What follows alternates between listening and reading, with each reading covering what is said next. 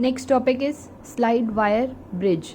ठीक है, ये जो आपका स्लाइड वायर ब्रिज है ये क्या है, एक प्रैक्टिकल फॉर्म है किसकी, व्हीटस्टोन ब्रिज की। इसमें हम क्या लेते हैं, इसमें भी हमारी ऐसी ही होगी, तीन जो हमारी रेजिस्टेंसेस होंगी वो नोन होंगी और एक जो अननोन रेजिस्टेंस होगी, हमें प्रैक्टिकली उसको फाइंड आउट करना है। ठीक है, इसमें एक तो क्या होता है आपका, ये मेटल की स्ट्रिप होती है, ये मेटल की स्ट्रिप कनेक्टेड है। ठीक है, उसके बाद हमारा ये क्या है, गैप्स, इनको हम क्या कहते हैं, टू गैप्स। ये हमारे टू गैप्स होते हैं इन दोनों के बीच में, जिसमें एक में तो क्या होती है हमारी नॉन रेजिस्टेंस होती है और जो नॉन रेजिस्टेंस होती है उसमें क्या होता है हमारा एक रेजिस्टेंस बॉक्स होता है। ठीक है, जो कि हमारा कुछ ऐसा दिखता है रेजिस्टेंस बॉक्स, उसके ऊपर कुछ कीज़ होती हैं, ये आप स्कूल में प्रैक्टिकली करके देखेंगे। इसमें जब आप ये कुछ की आपकी अटैच होती हैं, जब आप एक की को उसमें से निकाल देंगे तो इसका सर्किट कुछ ऐसा होता है जो इंटरनली, अगर आप की को निकाल देते हैं तो वो इंटरनली अटैच हो जाता है। सपोज इसकी जो फर्स्ट की थी इसकी कुछ 2 ओम है, इसकी कुछ 5 ओम है, जब आपने इस की को बाहर निकाल दिया तो अब आपकी इस रेजिस्टेंस बॉक्स की रेजिस्टेंस कितनी हो गई, 2 ओम हो गई। और जो बाकी सर्किट्स हैं, जो बाकी की रेजिस्टेंसेज हैं वो क्या है, अनकनेक्टेड हैं। ठीक है, सिर्फ कनेक्टेड कौन सी है, फर्स्ट वाली है।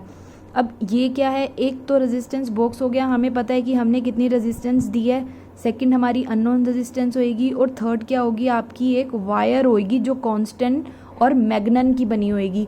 सिर्फ हम ये दोनों वायर्स क्यों लेते हैं, क्योंकि हमारा जो पावर लॉस होता है इसमें, यानी जो अगर कोई भी करंट है जब बार बार इंक्रीज़ होगा डिक्रीज़ होगा, इंक्रीज़ होगा डिक्रीज़ होगा, तो क्या हो जाएगी आपकी जो रेजिस्टेंस होगी वो ज़्यादा इंक्रीज़ हो जाएगी। दैट मीन्स उस हीटअप हो जाएगा वो आपका सब्सटेंस और ख़राब होने के चांसेस ज़्यादा हैं।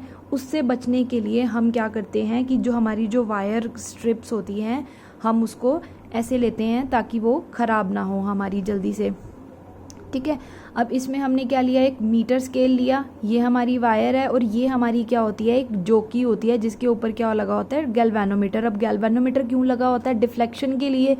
अब जब तक हमारी डिफ्लेक्शन आएगी दैट मीन्स हमारा व्हीटस्टोन ब्रिज जो है, हमारा स्लाइड वायर ब्रिज है, वो क्या है, बैलेंस्ड नहीं है। अभी लास्ट टॉपिक में देखा, हमें उसको बैलेंस्ड लाने के लिए जो हमारी आई जी यानी यहाँ पे जो करंट की वैल्यू होएगी वो क्या होनी चाहिए, 0 होनी चाहिए। ये क्या होता है, एक जैसे आपका एमीटर और वोल्ट मीटर एक डिवाइस होता है, वैसे ही एक गैल्वेनोमीटर डिवाइस होता है। इसकी जो डिफ्लेक्शन क्या आनी चाहिए, सेंटर में आनी चाहिए। अगर डिफ्लेक्शन सेंटर में आएगी दैट मीन्स करंट की वैल्यू क्या है, 0 है।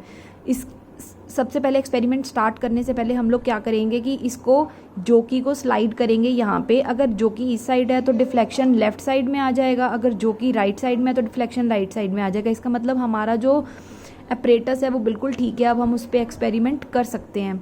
ठीक है, अगर डिफ्लेक्शन एक ही साइड शो होता है दैट मीन्स हमारा अपरेटस सही नहीं है। Okay, a metre scale is also fitted on the wooden board parallel to the length of the wire. ये हमने वायर ली, इसके पैरेलल कौन सा है, मीटर स्केल हो जाएगा आपका। There is another copper wire fitted on the wooden board in order to provide 2 gaps. ये यहाँ आपकी कॉपर वायर है, ताकि कॉपर किसी लिए, क्योंकि करंट फ्लो कराना है हमें उसके अंदर से। Across one gap a resistance box R and another gap the unknown resistance S are connected. एक के अंदर से तो हमने क्या देखा, आर, और सेकंड के अंदर से हमने क्या देखा, एक्स, जो एस, जो कि एक अननोन रेजिस्टेंस है। A jockey B can be slide on the wire bridge. One terminal of the sensitive galvanometer G is connected to the jockey B. ठीक है, एक तो आपका कहाँ से होगा, जोकी B से कनेक्ट, G ये जो B पॉइंट है यहाँ पे कनेक्ट होगा, और उसका जो दूसरा टर्मिनल है वो कहाँ कनेक्ट होगा, D पॉइंट पे कनेक्ट होगा।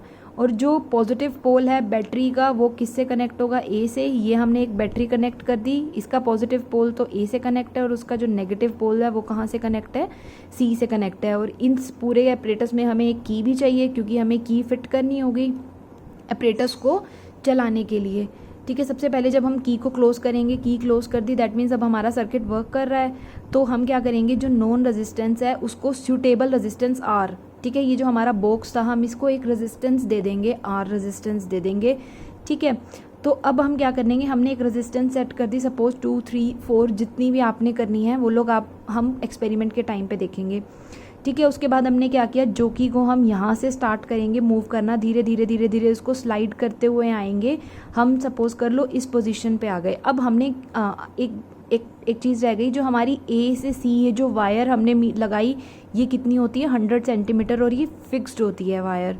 ठीक है, अब आप आपका डाउट ये होना चाहिए कि व्हीटस्टोन ब्रिज में तो आपने क्या लगाया था, यहाँ पे भी रेजिस्टेंस लगाई थी, यहाँ पे भी रेजिस्टेंस लगाई थी, ठीक है, और हम कह रहे हैं कि ये उसका प्रैक्टिकल फॉर्म है, ऑलमोस्ट सेम है ये व्हीटस्टोन ब्रिज के, बट यहाँ तो हमारी लेंथ आ गई। अब आपको पता है रेजिस्टेंस किसके डायरेक्टली प्रोपोर्शनल होती है, लेंथ के, और किसके इन्वर्सली प्रोपोर्शनल होती है, एरिया के, ठीक है। अब एरिया तो क्या है आपका, यहाँ पे एरिया तो फिक्स है ना, एरिया तो चेंज नहीं हो रहा है, area of cross section, length change हो रही है सिर्फ, क्योंकि हम जोकी को हिलाएंगे तो लेंथ चेंज होएगी, और हमें वो लेंथ देखनी है जहाँ पे जो आपकी गैल्वेनोमीटर की डिफ्लेक्शन है वो ज़ीरो हो जाएगी। आपने जोकी को यहाँ से स्टार्ट किया, मूव करना स्टार्ट किया, अब आप इस सपोज आप जब इस बी पॉइंट पे आए तो आपकी गैल्वेनोमीटर ने ज़ीरो डिफ्लेक्शन शो की। अब इस पॉइंट पे आपका जो ये स्लाइड वायर ब्रिज है ये किसकी तरह काम कर जाएगा, अभी हमने जो लास्ट टॉपिक देखा, ठीक है, ये उसकी तरह काम कर जाएगा, व्हीटस्टोन ब्रिज की तरह। दैट मीन्स अब आपका जो रिलेशन है, हमने रिलेशन उसमें क्या देखा था, P by Q is equals to R by S। अब इसमें P क्या है, ये लेंथ है, क्योंकि ये रेजिस्टेंस किसके डायरेक्टली प्रोपोर्शनल है, लेंथ के, तो इसकी जगह हम लेंथ लिख सकते हैं। तो अब P बाई क्यू यानी AB by BC is equals to R by S, ठीक है। अब अगर यहाँ पे गैल्वेनोमीटर ने ज़ीरो डिफ्लेक्शन शो कर दी तो दैट मीन्स वो रिलेशन ट्रू है। अब उस रिलेशन को इन्होंने यहाँ लिख दिया, P by Q is equals to R by S। अब P क्या है, आपकी resistance of length, R of wire. अब इस वायर की भी तो कुछ रेजिस्टेंस होगी ना, सपोज करो इस वायर की रेजिस्टेंस है कुछ R, स्मॉल r रेजिस्टेंस है, ठीक है, और इसकी लेंथ कितनी थी, स्मॉल l, टोटल कितनी थी 100, इसकी है l, तो बचे हुए की कितनी हो जाएगी 100 माइनस l। तो अब P जो है, P आपका P लेंथ कितनी हो गई, L इंटू R, क्योंकि उसकी कुछ रेजिस्टेंस भी है, ठीक है। अच्छा, अब सेकंड है जो आपका Q है, इसकी कितनी हो जाएगी 100 minus L into R। R क्या है, रेजिस्टेंस पर सेंटीमीटर ऑफ द लेंथ।